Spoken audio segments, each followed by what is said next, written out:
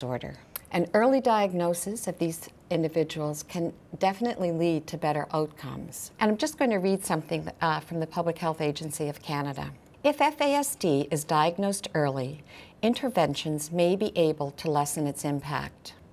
For example, an effective management plan for ongoing supports can help prevent people with FASD from developing secondary disabilities and can help them lead more productive lives. Research shows that individuals exposed to alcohol before birth who began participating in developmental programs between birth and age 5 have experienced positive results. Employment coaching and supported living can also help the person with FASD to find and keep a job and become independent with ongoing supports.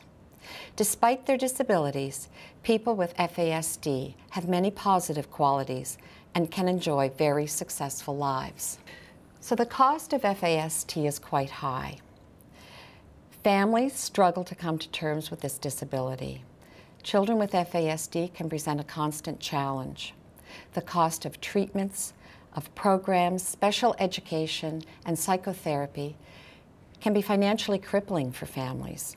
It's estimated that these programs can cost $24,000 a year. Perhaps the highest price, though, is the loss of potential for the individual, for families, for communities, and for society as a whole.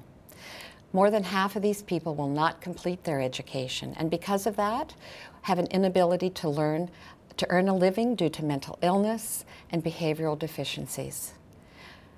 The homeless count among their numbers people with FASD. They also are incarcerated, and the cost of jailing young offenders and adults is estimated to be anywhere from $80,000 to $125,000 Canadian dollars a year. Prevention is obviously key here. As I said earlier, it is the single greatest preventable cause of mental and learning disabilities. Why do we need to still get the message out there in 2010? Physicians have known that alcohol has a negative effect on individuals since the 1970s. Still, those, and including healthcare professionals, seem to perpetuate some of the myths out there, such as it's okay to have the occasional drink. It's not unusual to have a couple in prenatal classes say that they've heard that it's okay to drink maybe once a day or have the occasional drink.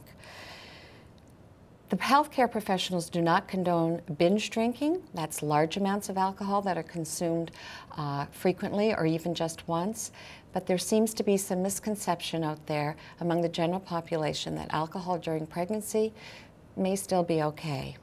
However, current research still shows that there is no lowest dose known or lowest amount of alcohol known that won't have any negative effect on the unborn baby during pregnancy. So the bottom line here is that if you're pregnant, don't drink alcohol. Taken further, if you're considering having a baby, don't drink alcohol. This also extends to reading labels. We often counsel pregnant women to read the labels on over-the-counter medication before they take it to see if it's recommended or not recommended during pregnancy. Alcohol is contained in some medications and should be contained on the label. You can always ask the pharmacist. You can always call Mother Risk and ask for advice. Also, non-alcoholic beer still has some alcohol in it. So reading labels is very important. What about the mom that says, do you know what, I was drunk when I got pregnant, or I was drinking? Well, there is no way of telling if that amount of alcohol had any negative effect, but these women should talk to their healthcare provider and again can contact Mother Risk. Mother Risk has a dedicated drug and alcohol line and information section. This seems to be the sole responsibility of women. Well, in part that is true because it is women who get pregnant and carry the baby to term. However, support is vital. Partner and family support and community support. Partners and families can help a woman not drink during pregnancy. And if there is a problem, if the family is more at risk for drinking during pregnancy, there are community supports and community programs that can offer their support. Pregnancy can be a window of opportunity for women to improve their health by changing lifestyles for the health of their unborn baby and for themselves. So the positive steps that can be taken towards reducing the numbers of individuals living with FASD is to continue to raise awareness, to prevent FASD through preconceptional counseling, and through identification and counseling of women and families at risk. The resources used for this podcast will appear in the Resource Exchange section of the professional web community. Included is a free online accredited course on FAS for physicians and allied health personnel who work with pregnant women. Thank you.